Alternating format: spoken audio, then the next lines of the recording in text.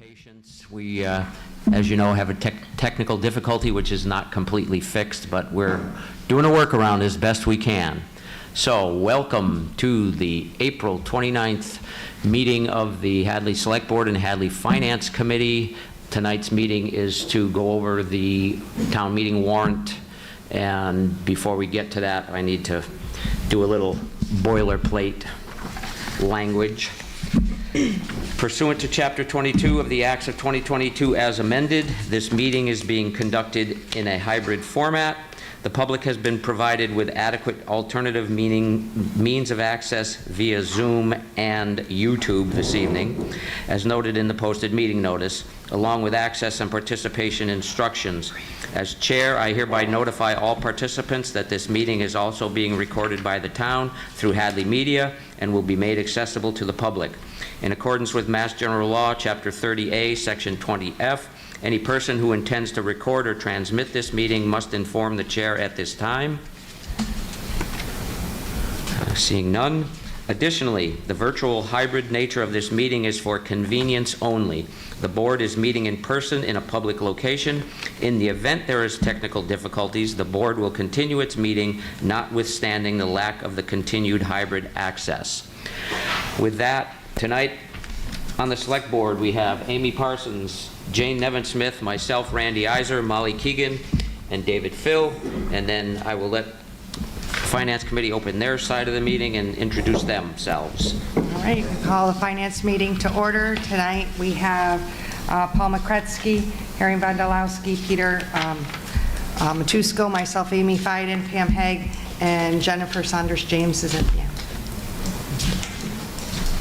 Okay, so some of you have been to this forum before. Those of you who have not, we're just going to go through the articles that are on the warrant. You're welcome to ask questions. We are not here to debate anything. We don't want anybody to advocate for a particular article. Just understand what the articles are so that when you go to town meeting, you will have a good understanding of what you're voting for. And again, we're not going to allow speaking for or against any article. And the acting town administrator, Mike Mason, is going to go through some of these articles, and then we have a planning board member and a CPA member here who will talk about their articles. With that, Mr. Mason. Thank you, Randy. Okay, so that's the first slide I was just going to read to everybody. What I'll do is I'll go through each one of these articles one at a time, and if there are any questions, just give me the high sign and I'll pause, and you can fire away. There'll be somebody walking around with a microphone. Please just wait until you get the microphone so we can make sure everybody online can hear your question. Okay, Article 1 is your list of your annual town election. These are all of the offices that are up for election in this town. There is nothing to vote on until you get to the ballot box when it's time to vote for your annual town election for the offices that are open. The consent agenda articles are next. There are 4 consent agenda articles on your town warrant for this year. Consent agenda articles are essentially articles that are considered to be fairly routine housekeeping type articles. They do come up every single year. Really the difference is there's usually just different monetary amounts that are associated with each one of them. So you have 4 different consent agenda articles. We'll go through them each one at a time, but just the overview is grants, Chapter 90, short-term borrowing, and then contracts in excess of 3 years. And all of these have been on, I believe, the past 3 or 4 annual town meetings. So Article 2 is your first consent agenda article.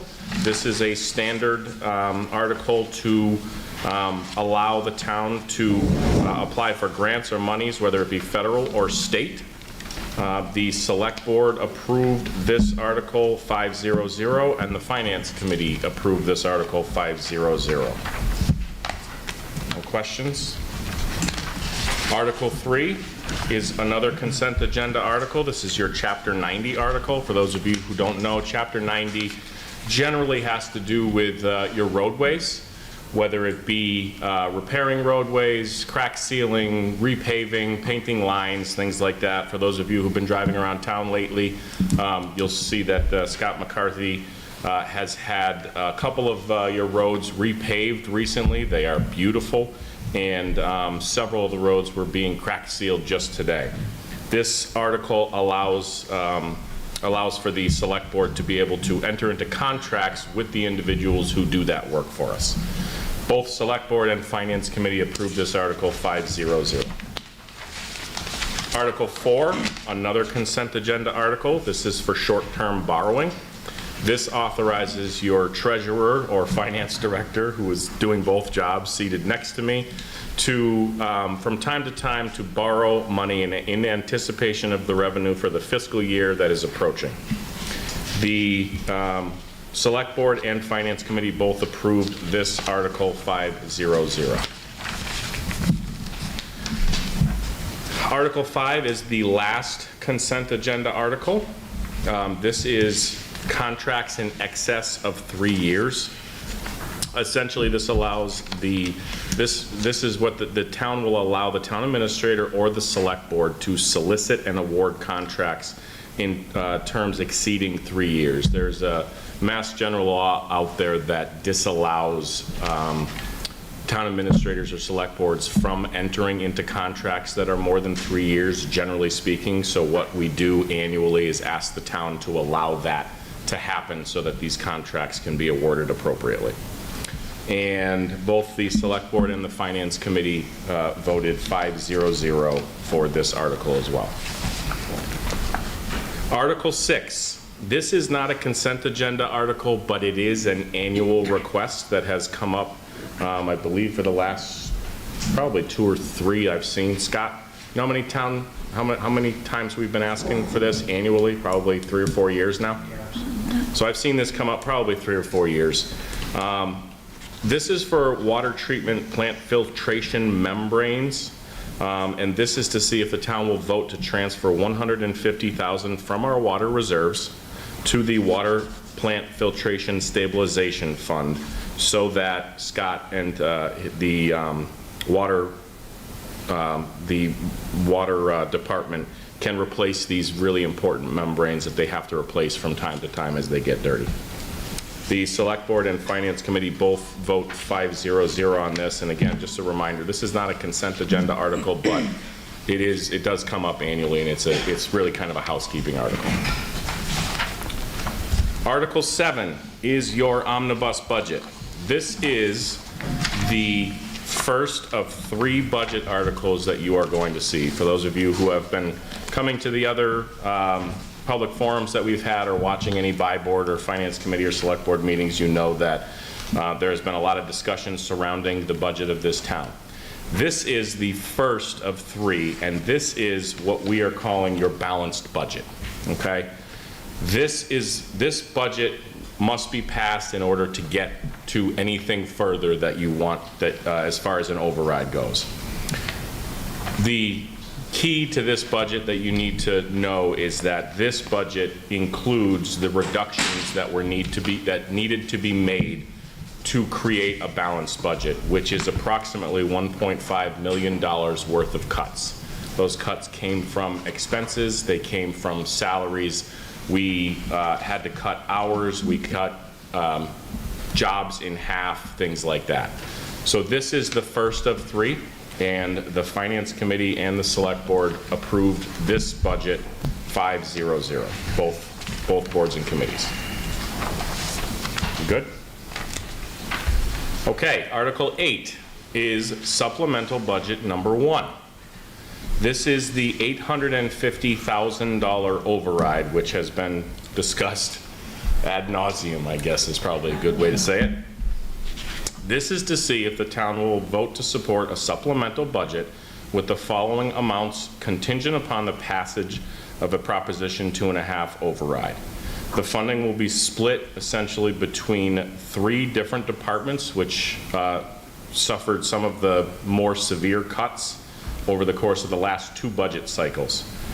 The fire department, $210,000, the police department, $50,000, and the school department, $590,000 for a total of $850,000. Both the Select Board and the Finance Committee support this first supplemental budget override, 500. Mike, why don't you mention about the fact that if this passes at town meeting, it's got to go to a ballot vote? Correct. Yes, both of these next two articles, Article 8 and Article 9, do need to go to a ballot vote after town meeting if they should pass. The first article, the balanced budget with the $1.5 million in reductions, that does not need to go to a ballot vote. That is simply you accepting the budget as it stands right now. Article 9 is supplemental budget number 2. This is an additional $650,000 to the $850,000 which I just mentioned. The reason that it was set up this way is for clarity purposes as best we can. As I mentioned in one of the other forums that we had, stepped approaches to overrides are inherently complicated and difficult to understand. But one of the reasons that we are saying additional is because if you vote both of these overrides through, the total for this is $1.5 million. That's the total that would be needed to put the budget back to what was cut from it. We didn't want to say $850,000 in Article 8 and then $1.5 million in Article 9, because that would serve to confuse people even more, and we'd end up getting questions that it's $2.3 million, which is the same as what you asked for last time. So it's explained this way just for clarity purposes. If you support the full $1.5 million addition to the budget, you must vote yes on Article 8 and then vote yes on Article 9. If you only support the first $850,000, you vote yes on Article 8 and no on Article 9. Can I just say something? The Finance Committee and the Select Board last night, I believe, registered their votes. The Select Board supports this additional supplemental budget number 2, 500. The Finance Committee voted 140. So 1 yes, 4 no, 0 abstentions. Sure.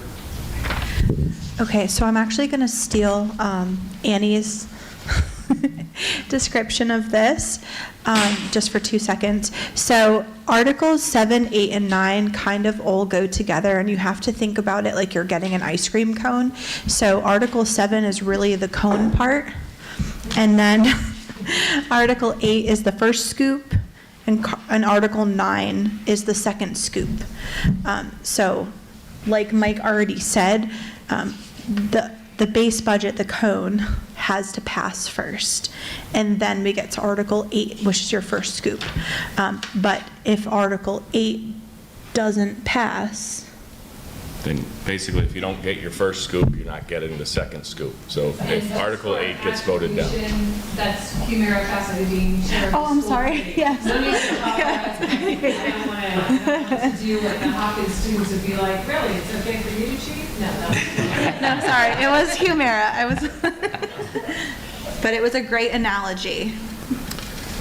Okay, yes, that's certainly helpful. Thank you, Amy. This, You got a question, Mike? Sorry. Oh, we've got 2.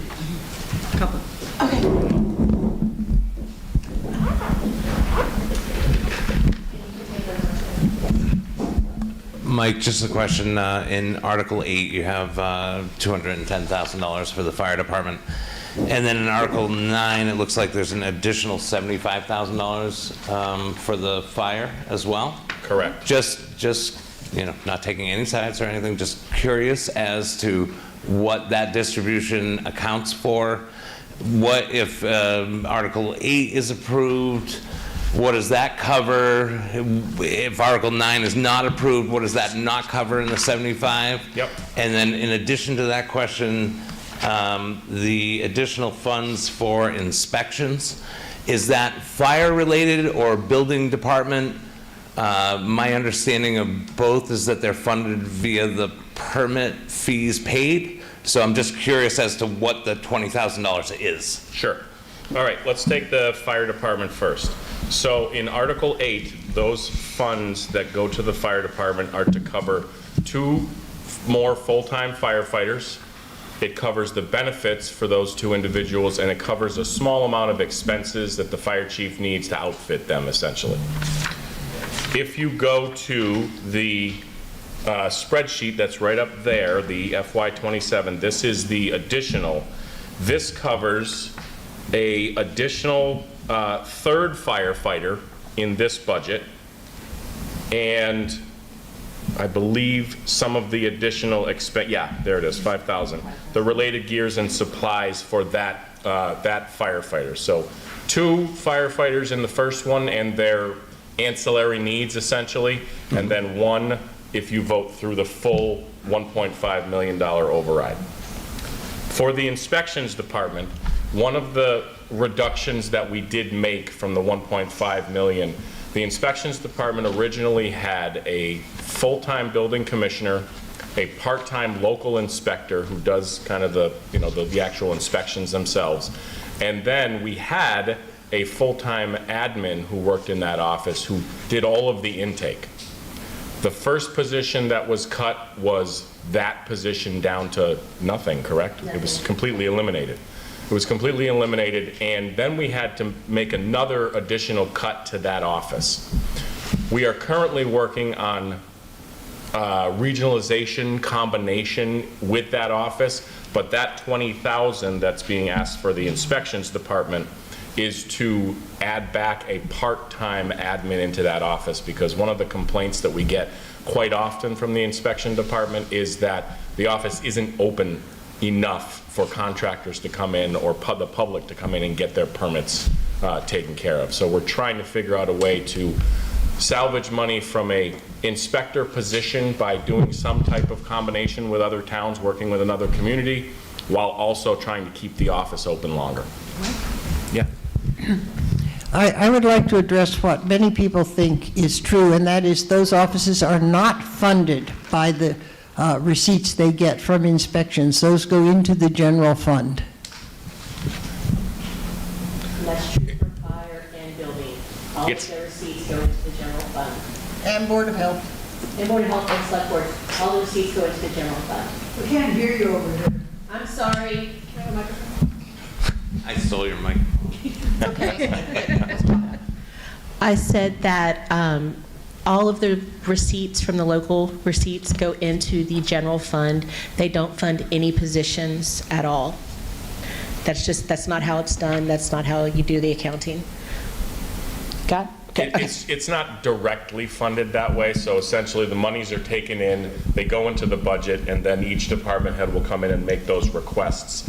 It's just, it doesn't roll directly, and it doesn't work like an enterprise fund, for example. So our sewer, the next article that we get to is our enterprise funds, sewer, water, and Hadley Media. When you pay your sewer bill, that goes to directly fund the sewer department. This one, there's kind of a middleman, which is the town coffers, so to speak, and then it gets budgeted out from there.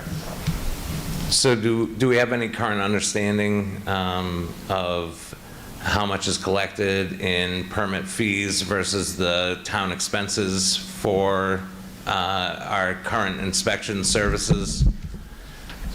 Because the intention of the MGL when it came to permit services was for it to cover the cost of the inspectors.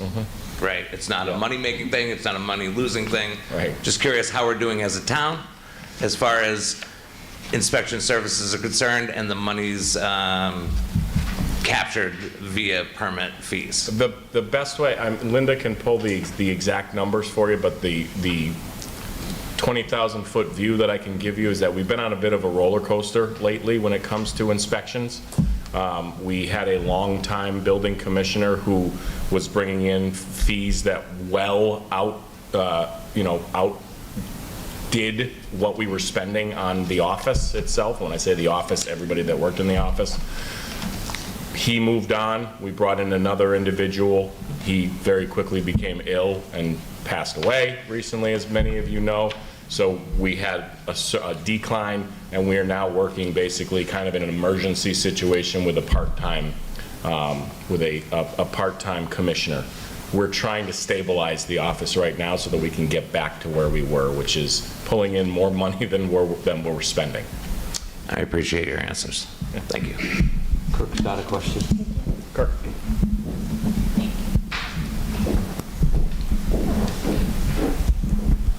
Just to clarify, if Article 8 does not pass, it does not go to a ballot,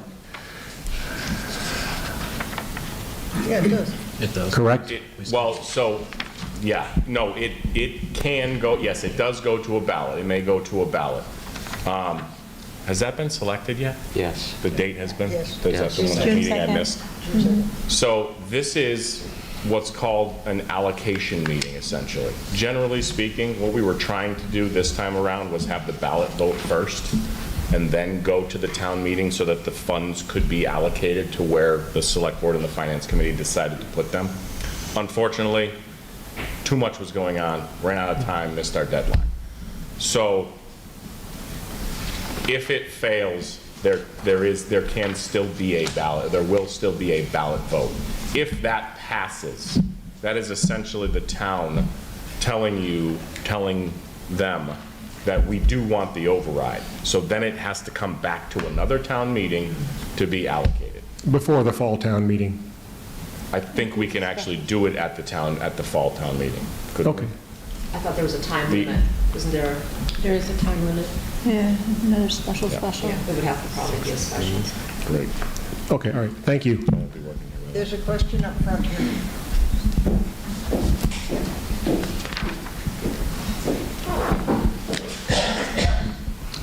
Thank you for this. Line 700, debt and interest.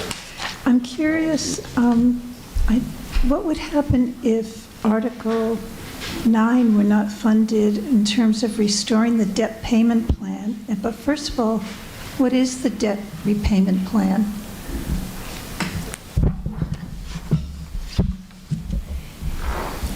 So each of these is in addition to our basic budget. So we have everything there has an initial budget. So we have a debt and interest budget. We borrow.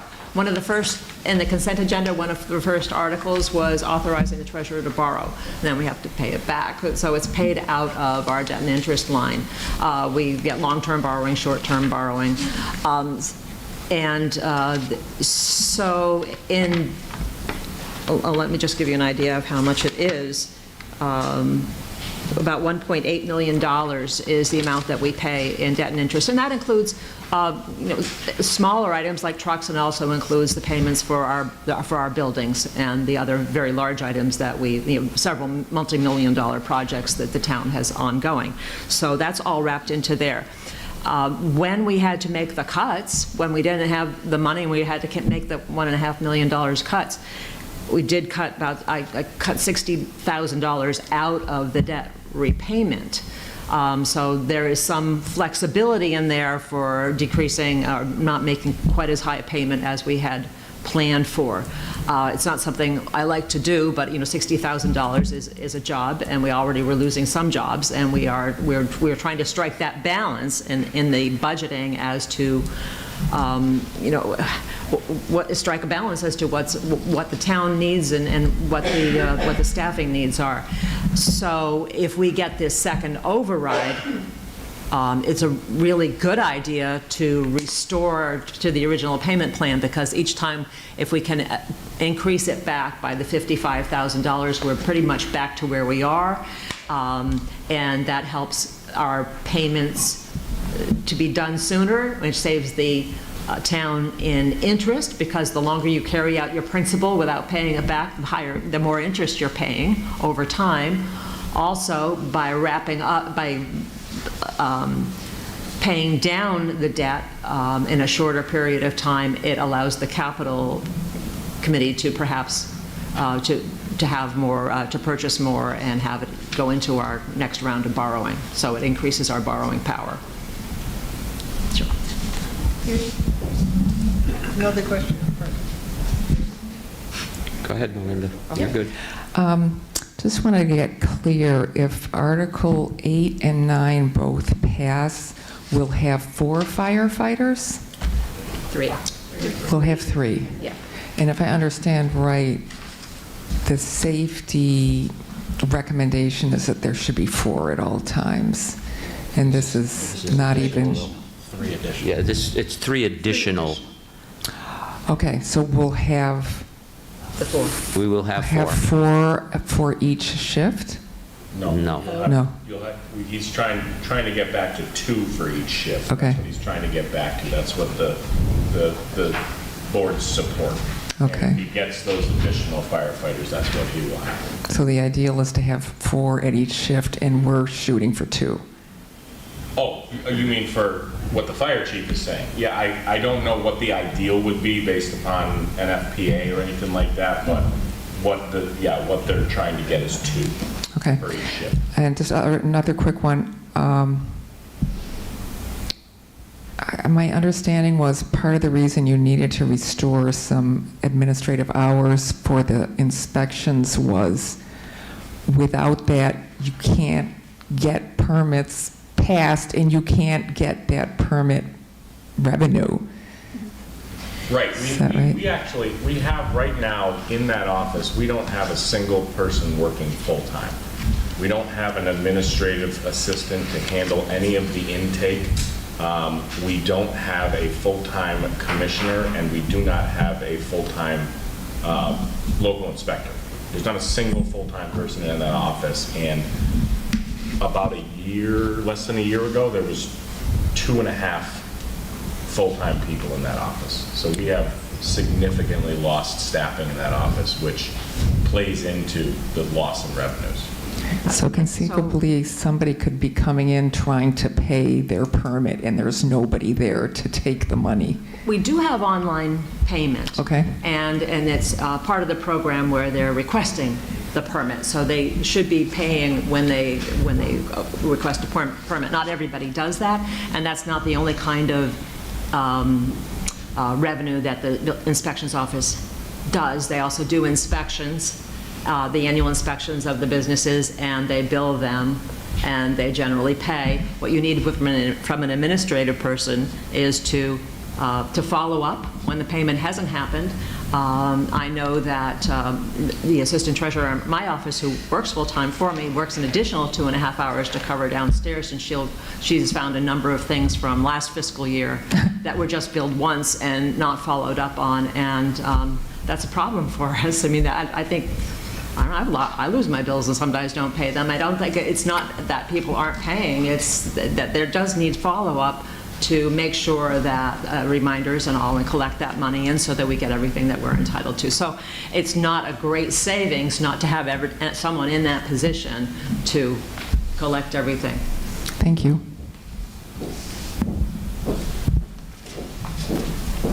Okay. So we will move on to Article 10. Oh, sorry. Just one quick thing. Yeah. You had said that Article 8 paid for 2 firefighters at a cost of $210,000, and that Article 9 would pay for an additional firefighter at a cost of $75,000. Yeah. Just curious, is there some savings in hiring 3 people that I'm not aware of, Okay. or? It's kind of a formula. It's 40% over the salaries is what it costs the benefits. In the prior slide. I'm sorry, what did you say for a So percentage? it includes benefits. The No, prior what is the percentage of? 40%. 40, thank About you, I missed it. 35 to 40% to cover the medical benefits and the other. So they've been calculated at 70,000 for the salary, 10,000 for gear and supplies and the air pack. PPE, yeah, understood. And other things, and then $25,000 each for benefits. So, and the second one, because we had to break it out so much more, you'll see the fire actually is 70, and then the 5, and then you go down to the health insurance, and half of that is a firefighter, another 25,000. So Understood. Now, normal business benefit percentage is around 18 to 20% over. Why are we calculating at 40? Just that seems very far off of the market norms for benefit percentages? You've seen our health insurance, you know, our big part of our problem here is the increases in the health insurance. And that's an age group where many of them are in, taking the family plans and the. town- Understood, but Yeah, my experience, and I'm No. not just curious, No, it's- is union related where our benefits are significantly more expensive. Okay, well. Just curious, you know, Yeah. seems very far off of. This is it, even when the fire chief applies for grants and to cover personnel, or anyone in town applies for grants to get personnel, they add in the, just a bit over 35%, and it's pretty accurate. Not everyone is going to take our benefits, that's true, but everyone can take our benefits, and if you haven't budgeted for it, we get into jams such as we have experienced the last couple of years. And it's more than health insurance. You also have vacation days, you have sick days, you have personal leave, you have family leave. Oh, no, I'm talking about burden. Burden is all of those things combined. And I think the biggest one's a pension. Oh, yeah. Understood, that's burden, yeah. Thank you.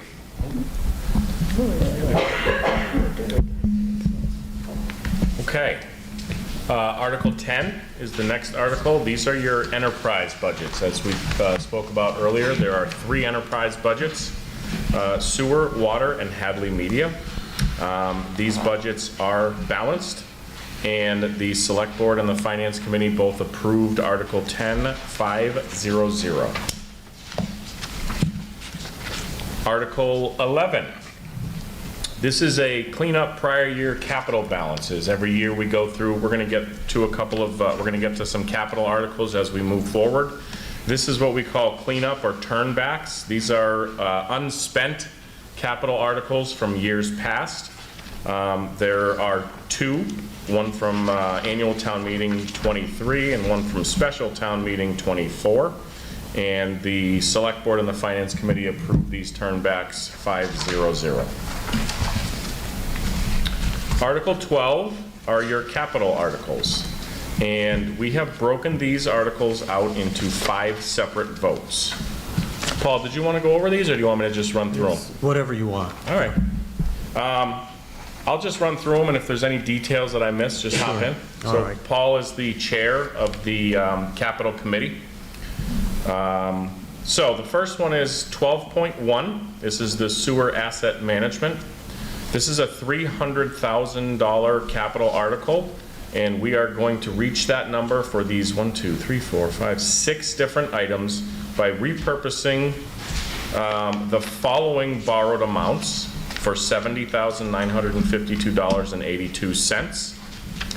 So we are going to borrow the balance, which is $229,047.18. The Select Board approves this first capital article 500. The Finance Committee approves this article 500, and the Capital Committee approved this article 400. We good with that one, Paul? Yes. Okay. Let's go. Article 12.3 are your Chapter 90 supplement highway funds. The total for this article is $100,000. You want to do 12.2 and then do 12.3? Sorry, my pages are out of order. Oh, this. All right, sorry. 12.2 is water asset management.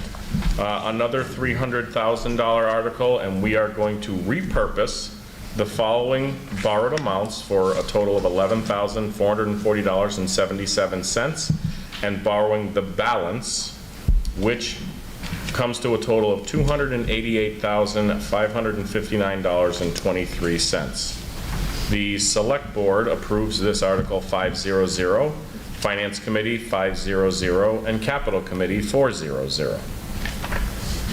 Now we will go to 12.3, which is the Chapter 90 supplement highway funds. This one is for a total of $165,000, and the reason for that is the $100,000 is for, we're going to repurpose the already borrowed amounts. What? Somebody say something? Oh. The borrowed amounts for $22,212.94. However, we have an annual MS4 stormwater amount that is a total of $65,000. So there's your total of $165,000. With the repurpose of those funds, the total that we would need to borrow is $142,787.06. Select Board approves 500, Finance Committee 500, and Capital Committee 400. And Mike, can we address the fact that in the warrants in your hands, which are the warrants that were approved by the Select Board, it does not have the $65,000 on there. It will be amended at the town meeting with the motion, excuse me, with the motion. There was a problem with the formatting of it, and it just got pulled off the latest final, but it should have been on there, and it had been on there the entire time prior to that. And so we have referred to town council, and they've assured us that this is the correct way to go forward. And I've also checked in with our moderator in the back, who just gave me another thumbs up. So there's one more repurposing article for capital, and when I'm done going through this one, I'm actually going to allow Linda to explain what repurposing is, just to make sure everyone's aware. This is 12.4. This is for school security upgrades. This one, we will actually have a surplus when we are complete with this article. We're going to repurpose $137,083 from this $215,000 balance. So we will actually have a surplus for our capital funds that we can use in the fall of $77,917. Select Board approved 500, Finance Committee 500, and Paul, we don't have a Capital Committee vote on here. Do you recall what that was? Is that also be 400. We voted 400. 400? So Capital Committee voted 400. Mike? Right here. Can we go back to 12.2? I just figured, because Scott's here, if I could ask him, what's the $11,000 for the mower and the F-350 truck? Are those repairs? Are those replacements? How about, can I explain that? Because we're not actually, those are not purchases. Those are closing articles that are going to be used for the main project. So if you look at that, you're looking at the water asset management, it says 300,000? Yes. Okay, so that's the article, is for the $300,000. The repurposing, so then you see the other two items there are from an earlier town meeting, 2 town meetings. That's the amount left over from those prior articles. So we have to rename those to reclaim the funds. And instead of borrowing $300,000, we are using the already borrowed $11,000 and applying it towards it. Okay. Okay? Thank you. And this applies to several of these, and I think on town meeting night, maybe I'll get up and explain about repurposing first, because those articles seem to take up more room. I mean, the returned articles take up more room than the actual item that we're purchasing. And so, yeah, all of these, the sewer, the water, we've been mining old articles, and it's not, we do it every year, but certainly with more of a rigorous push this year, and especially with the buildings coming to a close, that we don't need to, if we have borrowed money that has not been used, then it's just sitting there. And we can't do it, in the cleanup articles, we just take that money back. We did one of those articles. But you can't just take back the borrowed money. You have to go through a process, and one of the options is, we'll just use it for something else that's a similar time frame. If it's a $10-year borrowing, then you can guide it towards something. So we have saved quite a bit this year in not having to do additional borrowing by using these funds that have already borrowed. As you saw, the school item was covered completely, and a lot of it in sewer and less in highway, but I mean less in water, more in sewer, less in water. But this is another way that we are sort of trying to put our money together and leave no stones unturned to try and get the most we can out of what we have.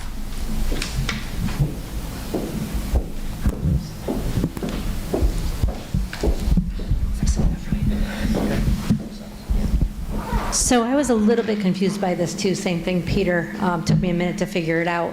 Because typically, I believe it does indicate what the spending is going to be on the warrant, and this is not showing that. Is there a plan to show what the spending that they're asking for is actually what the projects they're putting it towards? It's in the first sentence. Yeah, it's a water asset management plan is what they're paying for. Okay. I don't know if Yeah, Scott Scott can wants read. to tell So you what about that like is. supplemental funds, Chapter 90, like what does that mean for the highway? The paving.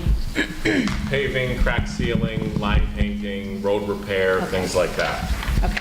The sewer asset management plan and the water asset management plan are essentially plans that Scott is working with outside companies to look to the future of what we need to continue to be able to repair the pipes, whether it be water, sewer, whether we need new lines in different places, and they're doing this planning, and the planning is what we're paying for. Okay. Okay, thank you. Yep. Mike, can I clarify that top thing? The plan's done, it's to start working on the repair. But I'm sorry, yeah, so it's actually to do the work that the plan was for. Is that accurate? Okay. I'll be more clear the next time. So for my clarity, I have a question about this. Could you go back a slide? So what we're seeing in this chart is appropriations that were made by town meeting for the described items, and there's leftover money from that. And we said we were going to put it on a mower, a dump truck, a sander, and so forth, and there's leftover money, and now we have to say what we're going to put it on next, and that's the supplemental highway funds. Is that the way it is? Yeah, we're redirecting it.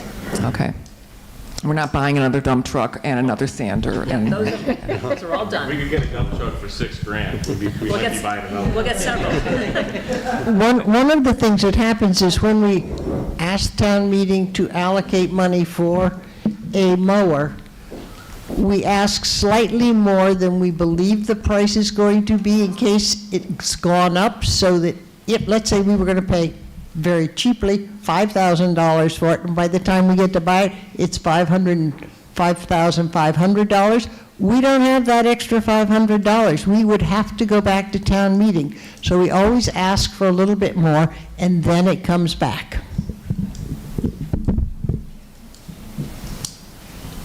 Okay, good. All right, the last, I think it's the last capital article is 12.5. This one, there is no repurposing of funds. This would be simply a straight transfer from water reserves to purchase the following items. Water Management Act grant, I believe that's a match. Is that a match? That's a match for a grant. So when we apply for grants, oftentimes, whether it be state or federal, they will require some type of monetary match. They're going to put up X amount of dollars. The town has to put up a percentage of that. So that's what that is, $14,031. A SCADA system, this is the computerized system that Scott uses to control the water that flows through town. This is $15,000. I believe these are for upgrades. And Callahan Well redevelopment, I believe this is for a planning process for the Callahan Wells for $45,000. And again, this is just a straight transfer from your water reserves to these items. Select Board approved this 500, Finance Committee 500, and I believe Capital 400 as well. And we will have that amended to make sure that it shows it on town meeting.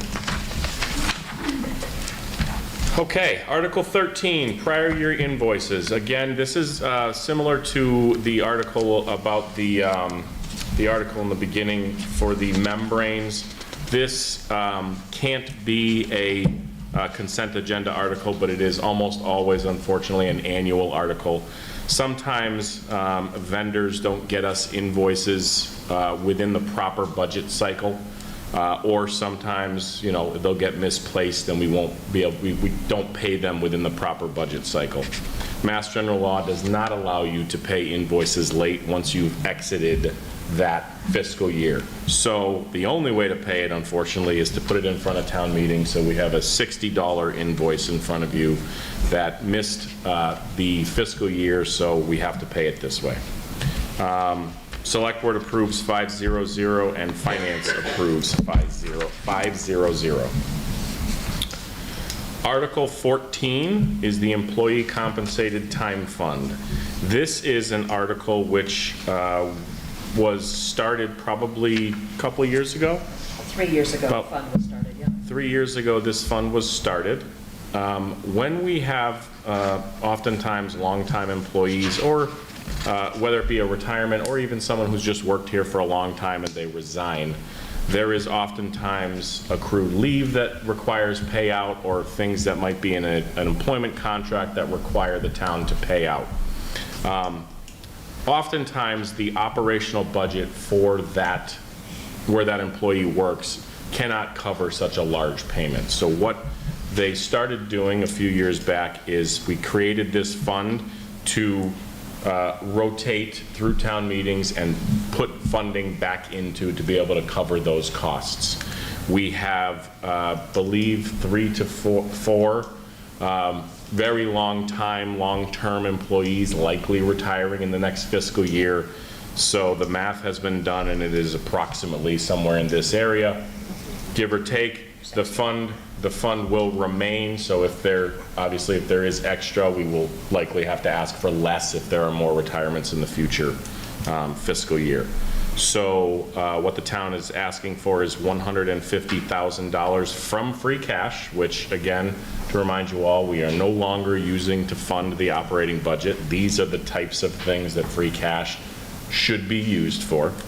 And the Select Board approved this Article 500, and the Finance Committee approved this Article 500. Article 15 is to accept Mass General Law, Chapter 71, Section 71F, for a revolving fund. This is to authorize the school committee to establish a revolving fund for tuition payments for special education students. This I would probably describe as a housekeeping article, only because this is something that the school committee has already taken action on. This is something that is already happening. What occurred is, to do our due diligence, the school has their own legal counsel, the town has their own legal counsel, and there was slight disagreement from legal counsels as to whether or not the decision could be made by the school committee or the decision needed to be made by town meeting. Ultimately, this account already exists. The money is already coming into the account and being utilized appropriately.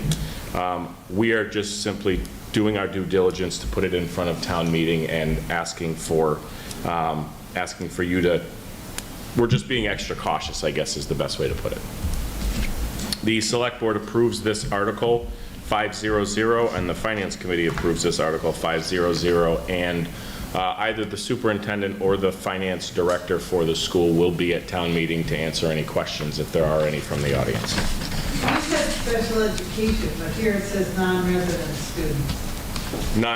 Non-resident. It's not a school choice. It's specific to special education non-resident students.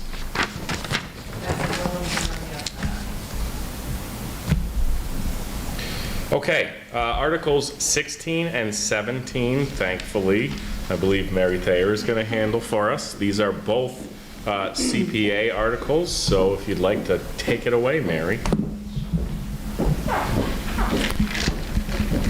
So Article 16 is an annual thing that we do as well. And the CPA Act requires that 10% of anticipated funds coming in for the year will be put into the Open Space Preservation Reserve Fund, 10% will put into the Historic Preservation Reserve Fund, and 10% into the Housing Reserve Fund.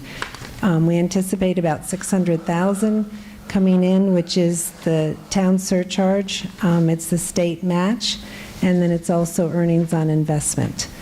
So we've put for $60,000 to go into each of those. The other 70% can be used for projects in any of those three categories. And then we also have some expenses.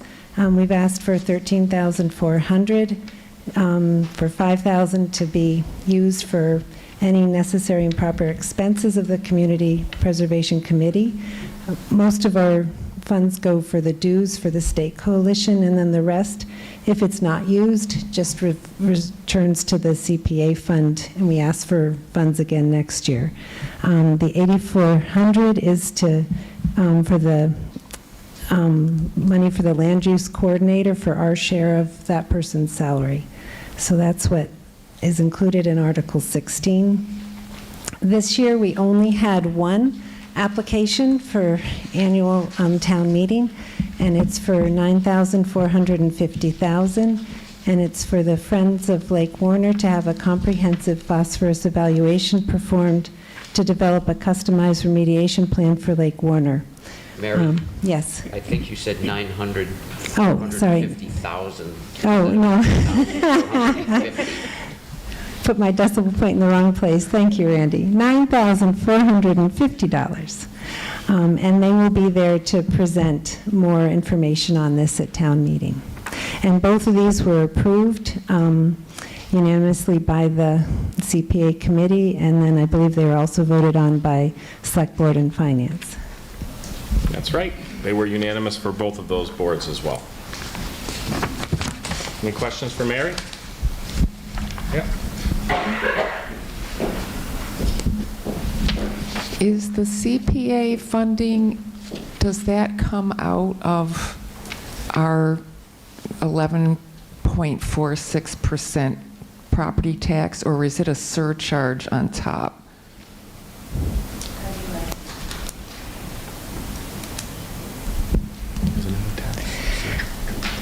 It is a surcharge on top of that, and I can give you an example.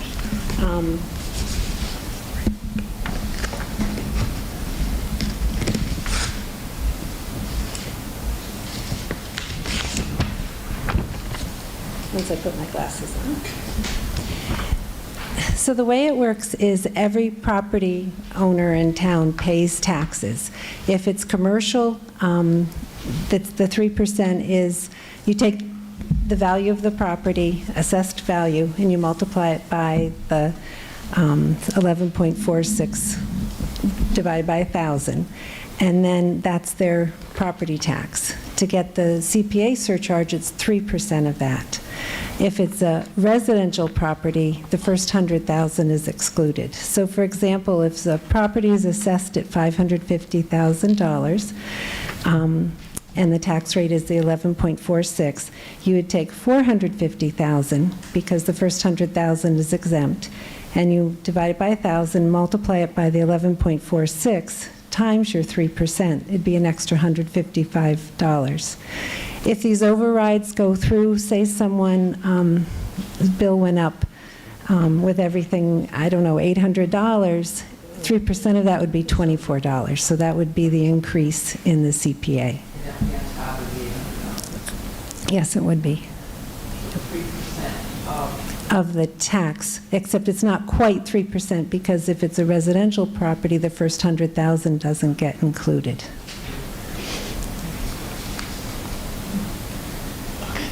Okay. All right. So Articles 18 through 22 are planning board articles. Jim, if you want, I can go through them, and if people have questions, they can ask you, or you can go through them if you want. Whatever you want to do. You ready to rock? Okay. Whichever you want to introduce them? Yeah, I can introduce them, and if anybody's got questions, you can ask Jim. So Article 18, the planning board is asking just for an amendment to accessory building, the accessory building, bylaw. Yeah, the state ADU bylaw has made us, not this planning board, but planning boards across the area, across the state, rethink a lot of the things that they define and what they call. If residence needs to have a 40-foot rear yard setback from the neighboring property. An accessory building can be built 15 feet from the rear lot line. Somebody could put up a 900 square foot accessory building today, and down the road, like a week or so, they could now call that an ADU and convert it to an ADU. So now the accessory living dwelling will be 15 foot from the rear lot line. And the idea behind this is that this defines an accessory building as less than 350 square feet. So the chance of having an ADU of 350 square feet, I don't want to say it's never, but it's low. Most people don't want a small building like that for a home. So if it's going to be an ADU, they would need to meet the 40-foot rear lot setback. That's what this is about. Okay. Any questions about 18? All right, we'll go to 19. This is another planning board article. This is another amendment to a bylaw as it relates to dimension requirements, and you will see that we have made red what the amendment would be, and it's the cross out of that the last two sentences there. This is an article, this article was amended, I don't know, 25 plus years ago, and I hate to say this, but it was a surprise to the planning board that this last sentence was in there, because a local surveyor brought it to our attention and said that they wanted to build a lot with less than the 150 by 150 square. And it gives this article, as written, gives the planning board the authority to waive that. The planning board should not have the authority to waive that. This should be a zoning board variance. It's in there. We want to take it out so that if somebody wants to not comply with the 150 by 150 square, they would need to go to the ZBA. Okay. Article 20 is a revision of a full bylaw to simply match our Attorney General's comments and requirements. We will have this full bylaw in a packet for you at town meeting. Jim can, I guess, give a quick overview if you want. Yep. This one's about ADUs. The accessory dwelling unit bylaw was adopted, I think, at last year's town meeting. It went to the Attorney General. They threw out a few sections. And the rest of the meat of the bylaw is still valid. And you can see the either italics or cross out in this bylaw was only a few sections. However, to put this thing on town meeting warrant and say, amend this by crossing out this section, inserting this section, and doing this and doing that gets so confusing that it's much more straightforward that people can see the changes in the entire bylaw. It doesn't really make any big changes to the bylaw. It basically corrects a few minor things, but to try to amend it piecemeal, it's just too confusing. Okay, and again, we will have that whole bylaw for you all to read that night. Article 21 is another amendment to a bylaw, section 28.5.3.4 RL, and you will see what the amendment is there, and it's for large-scale solar. When the solar bylaw was adopted a number of years ago, there was no such thing as ag solar voltaic. It was basically somebody who put a solar field in, it's like 4 or 5 feet off of the ground and it's fixed. Well, farmers are now putting in solar agricultural that are 10, 15 feet off of the ground, and the panels will rotate to follow the sun. And the screening on some of these is a bit difficult, and the existing bylaw says, in a nutshell, screening shall be adequate. Now, the solar array shall be adequately screened. And that's a very subjective thing. And we've had a number of solar systems, solar regs becoming very popular in town. In the last 2 years, we probably had half a dozen go in. And some of them do need some screening. Some of them virtually need no screening. I can think of one solar bylaw that luckily the abutters, this is off of Rocky Hill Road, the houses are up high, the solar field is down below and back by the nursing home. And the neighbors that lived on Rocky Hill Road, their backyard looks at the solar screening. They didn't really want any screening. It's a good thing, because the farmer owned right up to their rear property line. If they wanted a screen, they've got a beautiful view, granted, of the mall, but they also have a beautiful view of the mountain range. And the screening would obliterate their view of the mountains, only to obstruct the view of the solar. So, you know, there's going to be some give and take, and that's why we want to go from shall to may be reasonably screened. Jim, can I ask you a question? When it comes to that screening, and because these solar farms are now 10 to 15 feet high, when it comes to the screening, are we talking about at the point of planting whatever to, covering up these solar farms?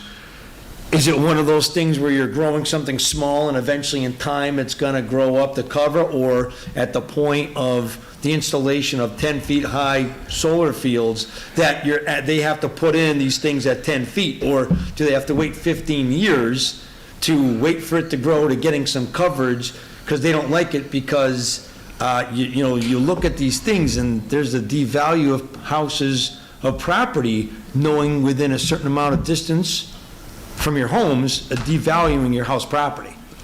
Good question. And there's no easy answer. I'm going to say here, and you won't like it, it depends. What I mean by that is, a lot of it is, some of these solar farms are, I think the nearest one to any highway is 450 feet. The farthest one is probably well over 1,000. So a lot of these fields, solar fields, are not really readily visible and not obstructing any viewscape from the highway. Some of the homes are the same distance or further away. So a lot of it depends on perspective. In other words, if it's down lower in the ground as opposed to up higher, there's not an easy one-size-fits-all. A lot of it depends from the drawings provided by the engineering firm doing the design. How will the screening obstruct?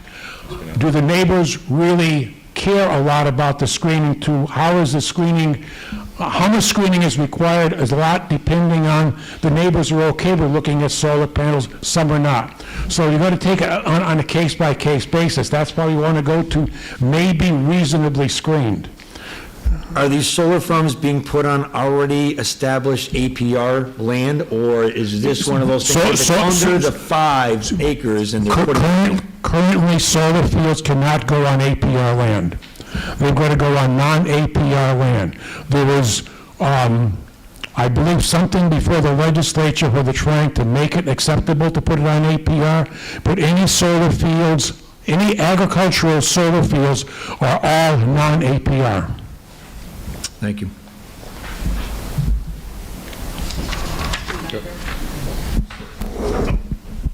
Question about the permissibility.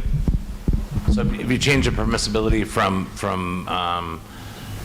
shall to may, the burden of the decision would then fall on the planning board? The burden of the decision to decide what screening is required then falls on the planning board? So what benefit, I guess doesn't that open up the possibility that the planning board could play favorites according to what neighbor thinks what, as opposed to having specific rules as far as the screening is concerned? I mean, opening up permissibility like that just doesn't make it clear. The decision is indeed up to the planning board, and like I said in the beginning, it is very subjective. And yes, the planning board makes this decision, and to say hard and fast rules that it shall exactly look like this, be careful what you ask for. because one of the things, this planning board is very much has a long history supporting the farmer. And we want to make it a middle ground between the farmer being able to accomplish what they want and the neighbors still not having some ugly structure. Like I said, there is not any solar field closer than about 450 feet from any house. So that's quite a ways away. If somebody's putting a solar field 50 feet from a house, that'd be a whole different viewscape. That could indeed obstruct somebody's view. But something that's, 400, 500, 1,000 feet away, the viewscape is much different, higher or lower, so it's not one size fits all. But rather than making it permissible, why wouldn't you just establish rules for exactly what you're saying? If it's 500 feet away, it has to be this tall. Jimmy. Because the rules would be... Jimmy, just right here.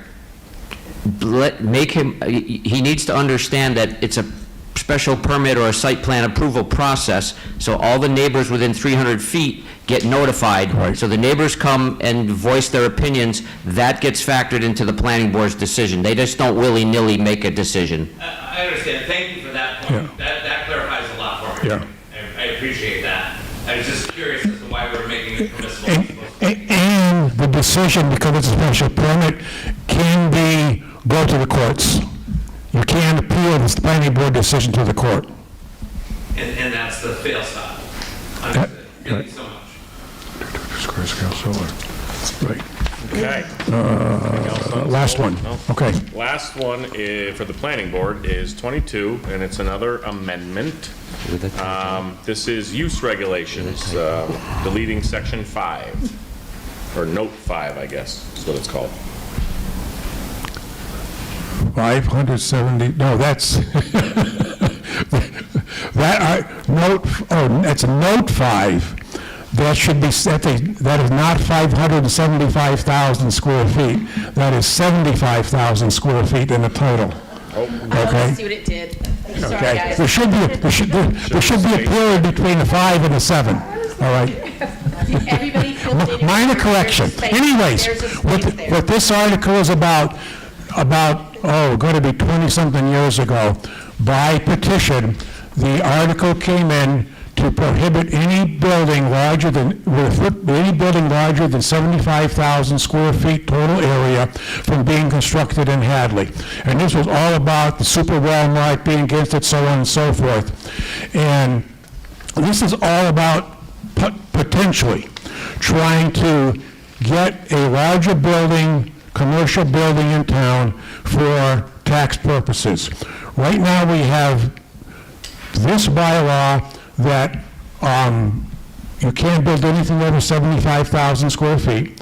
There is a transfer of development rights bylaw that if the building is over 75,000 square feet, they need to just contribute to the transfer to the farmland transfer of development rights. That is not going to change.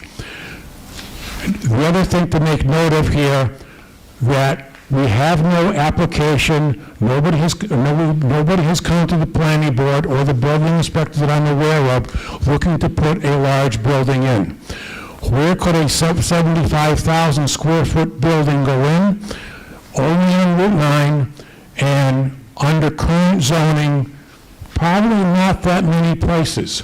It would require a zone change.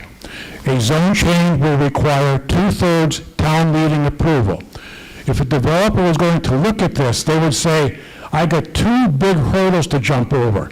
I've got to overrule this bylaw, and I've got to go for a zone change. Not worth it. But for a zone change, we have had several zone changes in the last 15 years. The developers have negotiated with a committee, and the zone changes have mostly passed. A few have not. Well, this simply removes one of the hurdles. And will we get something? I don't know. But at least it's not there, and there's a possibility somebody might be interested. Okay. That's all of the planning board articles. Article 23, Fire Chief Authority, Revocation of Strong Chief Statute. This is to see if the town will vote to revoke its acceptance of Mass General Law, Chapter 48, Section 42A, relative to the establishment and administration of the fire department under the direction of the Select Board, or to take any action. The Select Board has approved this Article 500. Article 24. Is this the last one? Yes, it is. Oh, thank goodness. What does that even mean? What's that? What? Article 23. You want it, Molly? Yeah. It's your favorite? I just don't understand. Molly will take it. Okay. So back in 2013, the town adopted what's referred to as a strong chief statute. And I just want to apologize to everybody for the language. You think strong chief, that's good, weak chief, that's bad. It's just the language that's in Massachusetts general law. So really what it refers to is the authority given to the fire chief. So back in 2013, Chief Spanknebel had already been on the job for a while, and he came to town meeting asking to be made a strong chief.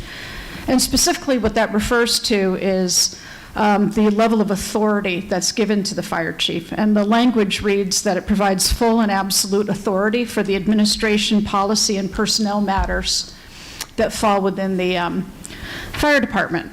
And so it really limits the role of the select board to the hiring and firing of the fire chief, and then the recommendation for a budget appropriation. So think of it, it's more similar to like the superintendent and the school department. Our fire chief is going to be retiring sometime soon, which means we'll be bringing a new fire chief on. So this topic came up with the select board about whether or not we thought it was prudent for the new fire chief to immediately move into that level of authority, given the fact that we wouldn't have a track record or really any experience with the individual. So it just seems now is a good time to make that change. If we were to do it after hiring somebody, we wouldn't want it to look like a slap in the face, if you will, like that we were removing authority for a particular reason. So it's just the opportunities presenting itself. And again, we think, especially given the financial constraints and things that are happening in town right now, it's good for us to have a little bit more oversight. The fire chief would have a contract, so we can protect them from kind of willy-nilly practices, which has always been a concern about the difference between a weak chief and a fire chief. So they would still have a contract that would have a for-cause termination, et cetera. And it will actually put the fire chief on the same playing field, if you will, with the police chief. So our police chief right now would be considered a weak chief. Sorry, Mike. So. But he can handle that. Okay.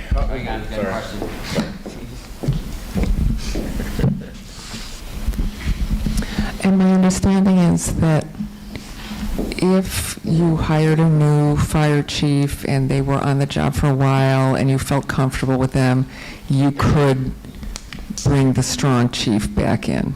So it's not. Could bring the strong chief back. Okay. So it's not cut in stone. Right. All right. Hang on.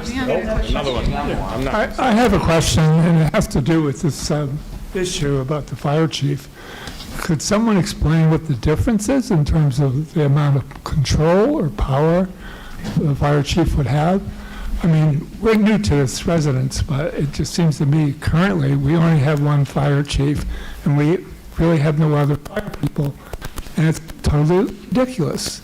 What happens if there's a fire? From what we have heard, I was part of the academy group that met for 9 weeks, and basically we would be dependent on other towns for help. If I was living in Northampton or somewhere else, I'd say, well, maybe we'll come, maybe we won't. So I'd like to know more about this Article 23, and I also want to know whether the fire chief will be able to speak at the town meeting about the proposed budget, because I think it's important for residents to really hear the story. And I understand some people need to lower their taxes or don't want to pay more taxes, but fire is really a necessary component of our government.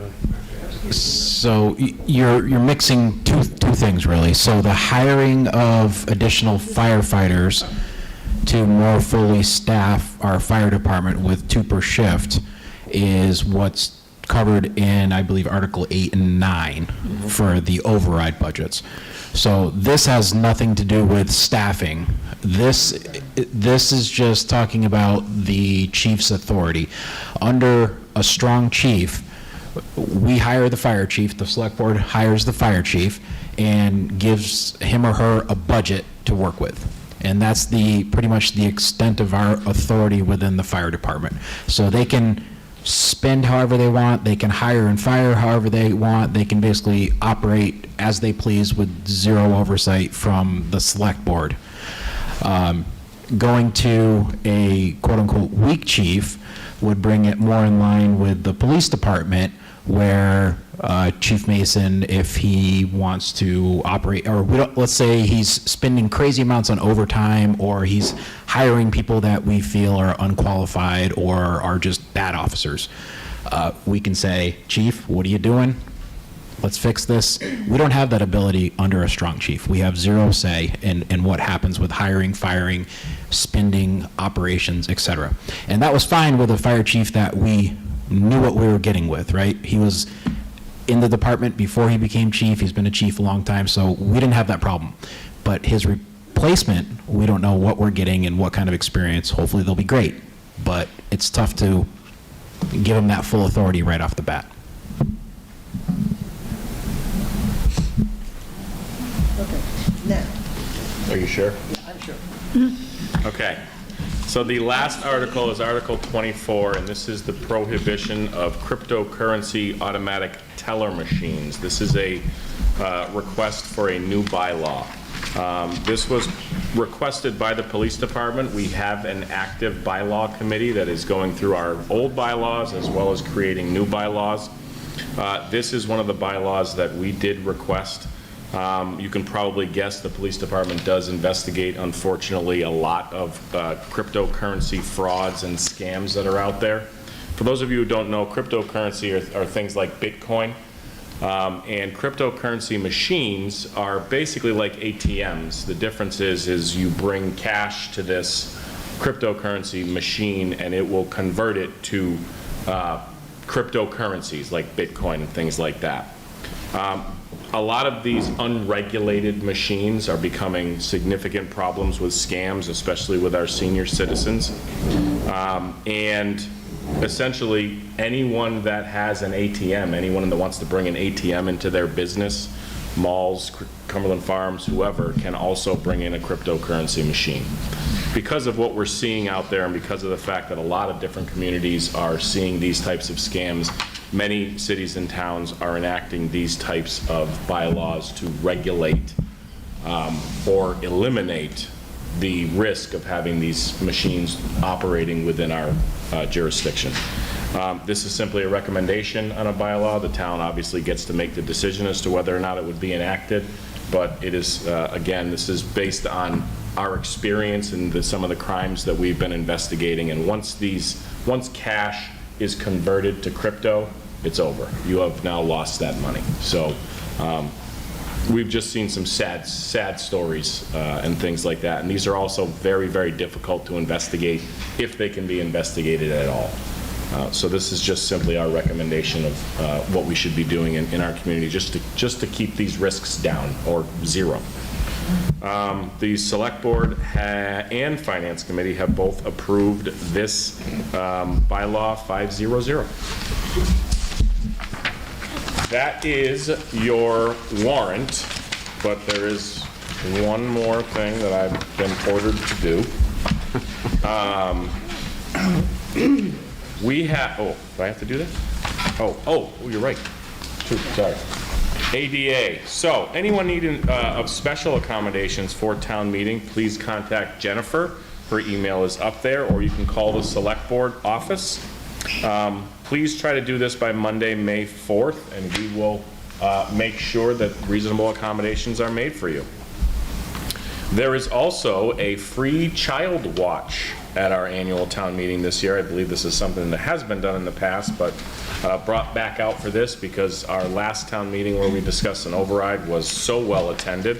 We wanted to make sure as many people as possible can come, and there was a lot of requests from parents who couldn't, either one parent or the other couldn't go. So, thanks to some amazing community volunteers, parents, teachers, PTO, we are offering free on-site child watch for kids ages 4 through 12 during town meeting. I coach a 13-year-old baseball team, so I have no idea why you went to age 12. That's crazy. Okay, town meeting information. This is how we're going to run things that night. The registrars will begin checking people in at 6 p.m.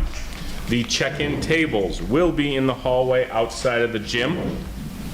Please follow the signs. There will be signs up there. We are also going to have some signs made to try to clarify how the voting for Articles 7, 8, and 9 will work, just to try to assuage any questions before they have to come. Every voter will be given one numbered card and 2 color-coded ballot slips, very similar to last time. Do not lose your ballot slips. They will not be replaced. Child Watch begins at 6:30, and pre-registration is required. How are we registering for that? There's a QR code on the past slide. Oh, right, sorry. Yes, also so if you go Facebook on, or town if you go webpage. on the town website, on Board Docs, you can find this whole PowerPoint, and on that Child Watch slide, there's a QR code. You could just register that way. It's also on the front of the town webpage. Spectacular. You can find it there as well. All non-voters will not be allowed to sit with the town meeting voters. Please come early to help the check-in move faster and cut down on wait times. I know, Kirk, we got started probably 45 minutes to an hour late last time because we were trying to get as many people in as possible. This will likely be a very well-attended meeting, so the earlier you get there, the closer we can get to starting on time. And town meeting will begin at 7 p.m., hopefully. It is on May 7th, 2026 at Hopkins Academy. Once you get there, once you arrive and park, you go straight through those side doors where the brand new ball fields are and walk straight ahead to the gymnasium, and then you'll be able to see the check-in tables probably as soon as you come through the door. That's all I have. Yes, ma'am. Hang on, Melinda. Get the microphone so we can hear you. So the non-voters will not be allowed to sit with town voters. What will they be allowed to do? Like, what would non-voters be doing there? They will be placed, they will be in a separate area where they will be segregated off from the voters. And then if town meeting hits too large a number, they'll be moved to an auxiliary where they can watch. Thank you. And this is nothing new. The non-residents are never supposed to be on the town meeting floor.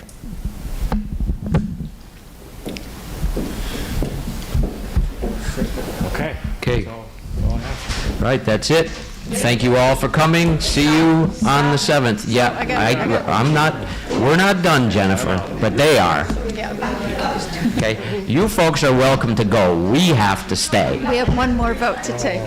So I would like to make a motion on the Select Board to sign and post this evening's warrant.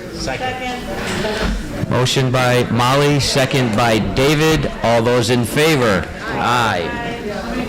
Good night, everybody. Another motion? To adjourn? Okay, motion to adjourn by David, second by Jane. All those in favor? Aye. We can't. Okay. Now we can sign and get out. Oh, that's right, we did.